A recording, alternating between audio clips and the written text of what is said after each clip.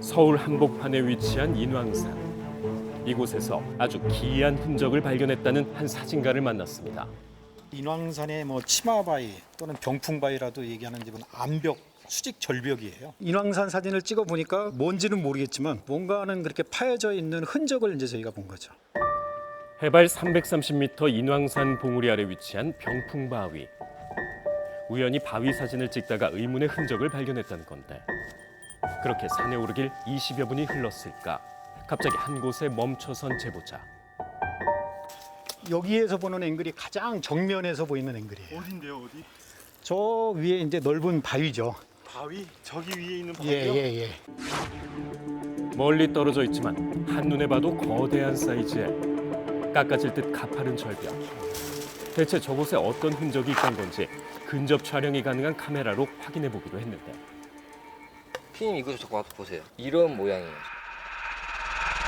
자세히 살펴보니 절벽 위에 열을 맞춰 새겨진 무수한 흔적. 정체를 알 수 없는 기이한 모양인데 놀라운 건 이게 다가 아니랍니다. 희한하네요. 그리고 그 약간 오른쪽에도 이렇게 뭉개진 게 한 줄로 쭉 있고 촘촘히 새겨진 흔적 바로 옆에 더 큰 사이즈로 새겨진 흔적들을 확인할 수 있었는데요. 마찬가지로 형체는 알아볼 수 없지만 바위 전면에 총 4구역으로 나뉘어져 있었습니다. 뭘까요? 놀라셨겠어요. 그렇죠. 저렇게 깎아지는 절벽에 거기다 이제 화강암 덩어리니까 그 바위 자체도 굉장히 단단하잖아요. 그 뭔지는 모르겠지만 저기다 저렇게 할 수 있다는 자체가 우리 일반인들로서는 상당히 힘든 일이죠. 저희 키보다 훨씬 더 크니까 저게 뭐 3m 이상은 되리라고 저는 보는 거죠. 발 디딜 곳 하나 없는 낭떠러지. 단단한 바위 위에 수많은 흔적은 대체 어떻게 생기게 된 걸까? 시민들을 만나 의견을 들어봤습니다. 진짜 신기하다. 처음 봐요. 자연적이지 않을까요? 아니야, 인위적이야. 진짜? 인위적으로 어떻게 이렇게 만들어? 자연적으로 생긴 거 아닌가? 물의 낙차 그런 것 때문에? 시민들 사이에서도 의견이 분분한 상황. 암벽 등반가들의 도움을 받아 바위의 흔적들을 좀 더 가까이서 확인해 보기로 했습니다. 이렇게 크게 새겨져 있는 건 처음 봤고 궁금하죠? 뭔가 묘한 느낌이 드네. 경력 45년의 베테랑도 의아하다는 흔적. 그 미스터리한 흔적의 정체를 밝히기 위해 한 발 한 발 조심스레 암벽을 오르는데요. 높이 약 300m의 아찔한 절벽에 새겨진 무수한 흔적들은 과연 어떻게 생겨난 건지 그 실마리를 찾을 수 있을까? 뭐로 이렇게 좀 파여진 것 같아 보이세요? 뭐로 막 까는 것 같아요. 흔적을 없애려고 막 깨부신 것 같아요. 자연적으로 된 것 같이 보이진 않으세요? 아, 그건 아니고요. 여기 보면은 깐 흔적이 보여요. 이렇게 하얗게. 무언가로 파낸 듯 하얗게 일어난 것으로 보아 자연 현상이 아닌 누군가가 인위적으로 만든 흔적이란 겁니다. 한눈에 봐도 엄청난 크기, 가장 거대한 흔적은 무려 5m에 달했는데요. 대체 누가 왜 이런 흔적을 새긴 걸까? 흔적이 새겨진 바위 근처에 자리한 절. 혹시 이곳이라면 뭔가 알고 있지 않을까? 스님을 만나 확인해봤습니다. 불교에서 말하면 안 좋은 업을 소멸한다고 돌로 돌을 떼 그래갖고 구멍을 이렇게 만든 게 있어. 그런 흔적들이 있거든. 바위에 뭔가 새긴 흔적들이 절 주변에도 있다며 제작진을 안내하는데요. 저기 보여요? 저기. 나뭇가지 사이로 보이는 구멍이 난 바위, 그리고 그 주변에 문자가 있다.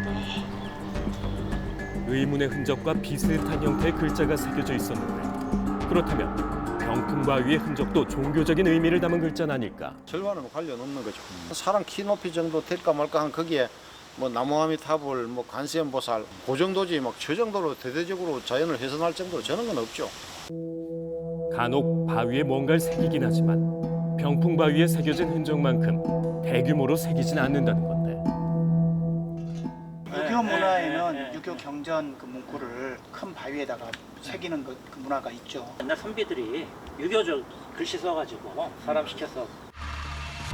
서울 종로구 옥인동.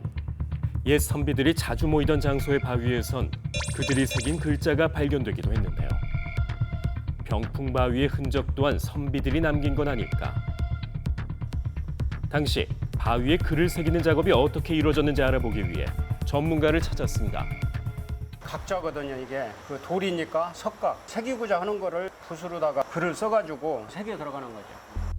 먼저 붓으로 글씨를 적은 뒤 정과 망치를 이용해 조금씩 바위를 깎아냈을 거라는데 추측을 해서 보면은 2, 3년 정도 걸리지 않았나 싶어요. 현재도 바위에 문구 2줄을 새기기 위해선 이틀 이상이 소요되는 만큼 당시 기술로는 더 오래 걸렸을 거라는 것. 점점 미궁 속으로 빠지던 그때 취재 도중 만난 한 전문가로부터 뜻밖의 얘기를 들을 수 있었습니다. 1939년에 찍은 유리 원판 사진이 있어요. 국립중앙박물관에서 찾았다는 1939년의 사진들. 선명하게 남아있는 사진을 통해 병풍바위 위에 새겨진 수많은 흔적들의 정체가 바로 글자였다라는 걸 확인할 수 있었습니다. 그렇다면 이 무수한 글자들은 누가 새긴 걸까? 맨 오른쪽 큰 글씨가 동아, 청년, 단결, 동아시아, 한중일, 만주 이쪽을 의미하죠. 대일본 청년단 대회. 대일본 청년단 대회를 기념해 일본에서 새긴 글자라는 것. 그중 가장 큰 동아 청년 단결, 이 6글자가 바로 청년들을 선동하는 선전 문구로 쓰였던 건데요.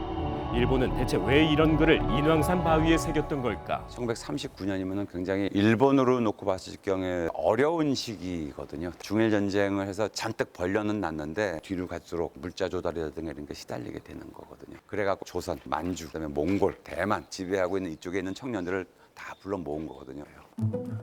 1939년 당시 일본은 거듭된 전쟁으로 상당한 어려움을 겪고 있었는데 자신들의 지배하에 있는 식민지 청년들을 전쟁에 동원하기 위한 정책의 일환으로 인왕산에 글을 새겼다는 겁니다.